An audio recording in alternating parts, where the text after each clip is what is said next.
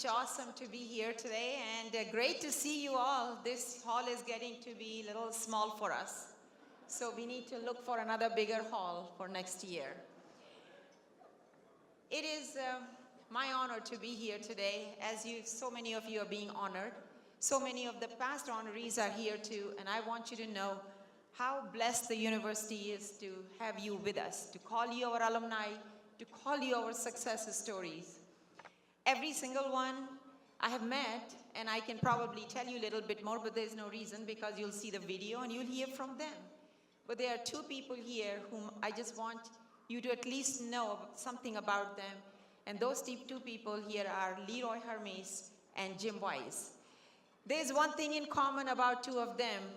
Two of them, against all traditions, against all history, believed 11 and a half years ago in me and gave me an opportunity to become the Chancellor and President here at the University of Houston. So thank you very much. Appreciate you. Thank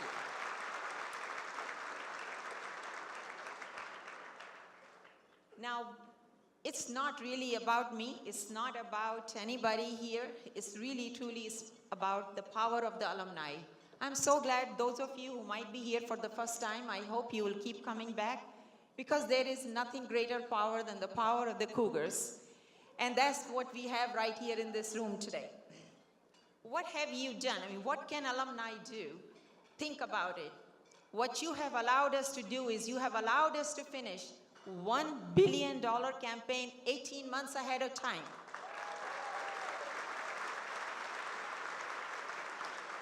Now, I want to give you statistics that might startle you, but that will also tell you how your power creates a bigger circle of influence. 31% of all the gifts out of 180,000 people who have given to the $1 billion campaign, 31% are our alumni. Another 11% gifts have come from corporation where our alumni were in C-suite and they led those gifts, shepherded those gifts, so we got those gifts. So that makes it 42% of the gifts that have come from alumni. What about the 58%? The 58% gifts have come from other people who have no relationship with the University of Houston, but they know you. They know our alumni. They know your success story. They know what an important institution University of Houston is for Houston and for the state of Texas and for this country. And that is why we have these gifts. So I want you to think about not just your personal power, but also the power of you as an alumni and what you're doing to the university because who you are, your success stories. I take your stories every single time I go to Austin or I go anywhere. And that's simply because nobody will listen to me. I'm only one person, but they know when I come there, I come with your stories, and that's what they will listen to me. But think about what else you've done, and even in this $1 billion campaign, you have allowed us to have relationships and partnerships with institutions, corporations like Humana, like HPE, like a $17 million gift from Diamond Family for foster care children who have nowhere to go after it when they turn 18. I mean, this has allowed us to have a gift from Regent Durga Agrawal that we opened the building last night with about over 200 people there because the whole community got so excited. All of the Indian American community got so excited. You have allowed us, not just the $1 billion campaign, you have allowed us to have a medical school at the University of Houston. For that,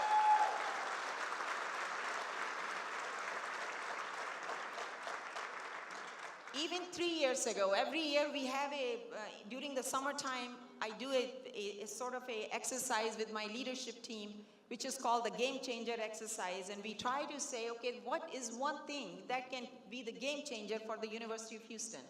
And I'll tell you, medical school, even though it comes as an idea, but even until 3 years ago, it was sort of like way down here because it's really desirable, but it's not possible because of all the challenges and barriers. But here you are. You have allowed us to break those. We have already opened an outpatient clinic on our campus, and if you ever want to visit, this is right there in the health district in the new pharmacy building. It's on the first floor. Second floor is the student center. This clinic is serving the community and those who do not have access otherwise to medical care.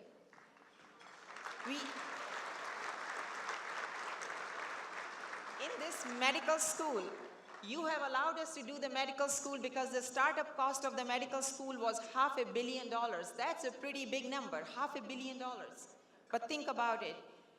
Everything else has been raised privately. It's only the last 40 million for which we went to the legislature. And that is a deal that you can't really refuse. And that's why we have unanimous vote in the legislature. The Senate passed it with unanimous vote with absolutely no debate. Have you ever heard of that? You can do this. So we will start our residency program, 132 residencies in 5 different areas this July, and they will be University of Houston residents, and that will be getting their training at HCA Healthcare of Houston, which is the largest healthcare system here. Of course, next in 2020, we hope to get our accreditation, the national accreditation through, and then when the class comes in 2020, we still hope that that will be the first class. The entire class for all 4 years is going to the University of Houston Medical School for all 4 years, tuition free. Thanks to an alumni, that's what you do.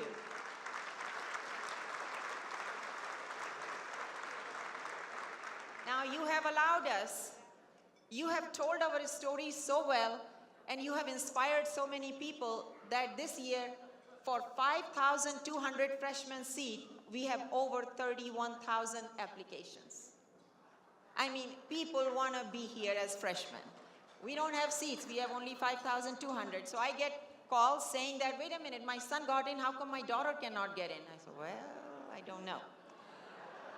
So, also, if you think about where the residential situation is, we are 8,000 beds on campus, but now, because of what has happened here on campus, we have another 3,600 beds that have come within the walking distance from the campus that are privately owned and privately developed. So you've got a community of 11,600 students either living on campus or just at the periphery of campus. That's creating a very different kind of energy and vibrancy, and that's what we see on campus. But you have also allowed us to play in Sweet 16. How about that? Wow. I tell you, might be my biased opinion, but we should have won that game against Kentucky. I just think that last call was a bad call. I mean, really do think so. But now I am on NCAA board. I have just been appointed to the Board of Governors of NCAA. So I'm going to figure out what to do now, right? You have allowed our track and field team to develop Olympians. So if you have nothing else to do when the Olympics are being held, please make sure you plan to go and see Olympics because we are going to be having Olympians in competing there. It is exciting time. We have women's golf team that has become champions of conference champions 3 or 4 times. Women's swimming and diving team. I mean, championships are coming. You have created a winning program. You have allowed us to build TDECU and Fertitta Center. You have allowed us, or you have given us the power on even the courage and I would say simply just the grit to even think about that we can keep our coaches who are being paid among the top 30 in the nation. I mean, you have done that to us. You have given us that encouragement. Now, of course, we have done a long road, but it's not the end. There is still a long road ahead for us. Where are we headed? So let's talk a little bit with all the problems, but nonetheless, I know US News and World Report is something that's being cited all the time. And I can tell you a ton of problems with that, but it doesn't matter. If you are there, you got to play the game while you start changing the rules, but you got to play the game, right? So we started with our ranking of 227 in the nation. Now we are at 171. Our goal is to break into 150. Then I'll feel a little bit better, and then we'll figure it out what to do next. We must also think about our neighborhood. A tier 1 university cannot stay in a bubble. The tier 1 university needs to reach out and help the neighbors, whatever their dream is, whatever their wishes, whatever they want to do in the neighborhood. Let them take the lead, be a resource person, and help revitalize the community, because that will give us the greatest satisfaction and that will give our students the greatest joy and the learning experience. So that is a big priority for us. And we'll continue to build the medical school, and let's see, maybe a couple of years we'll rest, and after that we'll start the next billion-dollar campaign. But anyway, the campaign is still on. We have 18 more months, so do not let it be, let it slow at all. If you have made your check, I know you have, for sure you have, but maybe your friends have not, your neighbors have not, and you know that 58% people did not go to the University of Houston, so don't feel limited. Just ask them. It's no problem in asking, and let them be part of them. I mean, I don't want them to be left out, right? Why should they be left out? So just ask them that they still have time to become part of this beautiful chapter that's being written for Houston. It's really important for us. But also, think about it. University can't do anything. It cannot go on the path of excellence unless it has talents. And the talents require tools. How do we get talent? Those are our faculty. So therefore, we are investing now in our next priority for our campaign is the endowed professorships and chairship, because we do need to have our faculty. And we do need to celebrate the absolutely fantastic faculty we have, because you cannot create what you've created without having that talent on ground. So all of the faculty who might be here today, or the deans and the provosts, I just want you to give them a big round of applause, because they are making it happen. Yes. Finally, I want to tell you, you have enormous power. You have no idea. I'm standing here before you, having left my 1-week-old grandbaby in Atlanta. I was there for the birth, and I was there for a week, and I said, I gotta go just for a night, and I'll be back. So you have that kind of a power and hold on me. But please do know, we appreciate you very much. We thank you, and continue to support the university. Continue to advise me. Continue to tell me what is it that the next excellence is for the University of Houston, because I'm here with you. Our honorees, congratulations to each and every one of you. I know your bios are small, whatever is printed, but I know all of the things behind your success, and I am in real awe. And I want our students to feel inspired too. So please come to campus if you don't already do that, and give that inspiration to our students as well. But stay connected. You are the wind beneath our wings. We cannot do anything without you. So I thank you on behalf of our students, those who are now and those who will come in future, our board, our faculty, and staff. Thank you so much for doing what you do. Go Cougs!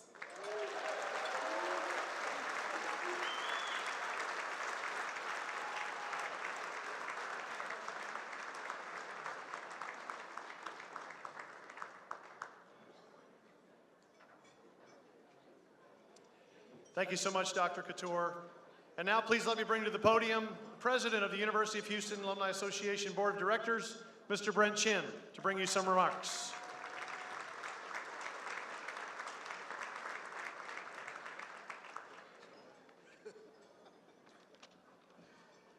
Good evening. Mike told me that I'd have a speaking part this year in the event, and I was like, okay, that's great, Mike. Just do me a favor. Please do me a favor. Don't let me follow the chancellor. So what does a very attentive, caring, trusted friend do? He lets you follow the chancellor. Thanks, Mike. So as time was going on, I saw my speech go from like 1 minute to like 4 minutes to like 1 minute, as she was taking all my thunder from my speech, but that's okay though. Great talk. So on behalf of the University of Houston and the Alumni Association's Board of Directors and more than 250,000 alumni, I welcome you to our organization's signature event, the 65th Alumni Awards. Tonight, we honor only a few of the best and brightest that the university has to offer. I want to also welcome the leadership of our university tonight that's in attendance. Our president, if you've already heard from tonight, as well as several vice presidents that join us as well. We have Provost Dr. Paula Short. Are you with us tonight? Along with Eloise Bryce, Jason Smith, Donna Cornell, Dr. Richard Walker, Jim McShann, Lisa Holdeman, Dr. Elwyn Lee, and Chris Pesman. Let's give them a big hand. Thank you for your attendance tonight and understanding that the importance of alumni relations is to a great university. Since 1940, almost 80 years now, our Alumni Association has served and supported UH alumni in Greater Houston, all 50 states, and around the world. We stand tall on the shoulders of countless generations of students, faculty, staff, loyal friends, and community members, everyone who has given of their considerable time, talents, and treasures on behalf of UH. I would like to extend a big thank you also to the presidents of each of the 45 constituent groups and your boards for your service as well. As a former member of a UH Conference champion football team and a proud supporter of UH athletics, I really, again, want to give a big shout out to Regent Fertitta, Chris Pesman, and Coach Sampson and his amazing basketball team.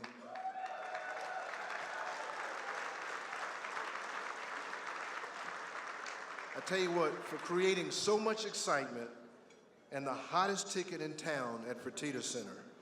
I also want to extend a congratulations to our men's outdoor and indoor track teams, men's and women's. Those guys are burning it up. As well as the women's golf teams who just won a recent championship and all of your accomplishments. I also heard today that the men swept all the relays at the Penn Relays today, so let's give them a big hand, guys. You know, it's often been said that athletics is the front porch of most major universities. I would be willing to tell you now that the front porch has the house looking very, very attractive to a lot of P5 conferences as well as prospective students. Now, our work isn't finished, and I'll say that because we've got work to do. And part of that work is to figure out how we put 40,000 fannies in that beautiful football stadium every week as a home game, regardless of who we play and what the temperature is. So that is a plea that if you have not become a season ticket holder, or you were a season ticket holder, you need to become one again. So I look forward to you becoming a season ticket holder. Pez, that was at no charge.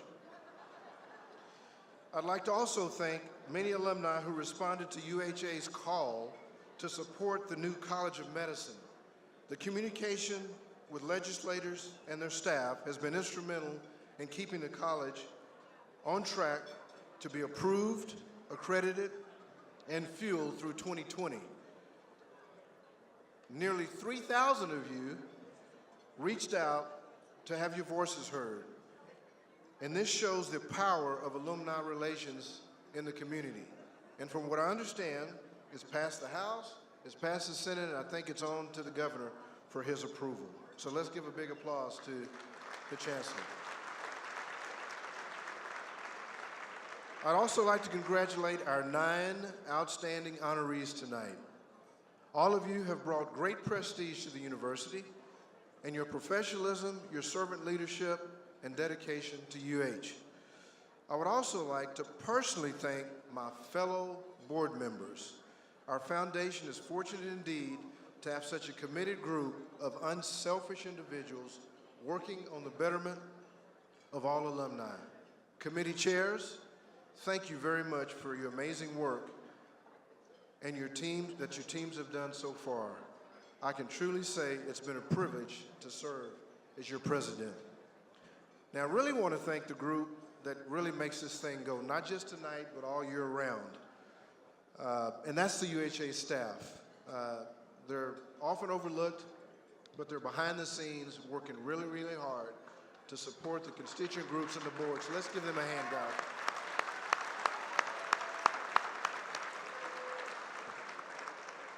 And finally, the board of directors would like to recognize tonight's gala sponsors for their generous support, as well as the underwriting committee. I have one more responsibility tonight, and I'm proud to be able, at this time, to recognize this year's Gala Chairman, President-elect Ms. Laurie Rutherford, and her wife, Debbie Sinkbill, for the hard work they've done on this year's event.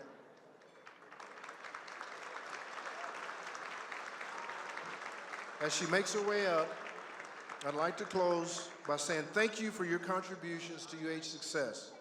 I know it's been said before, but it's truly a great time to be a Cougar. Be blessed and enjoy your evening with your fellow Cougars. Go Cougs!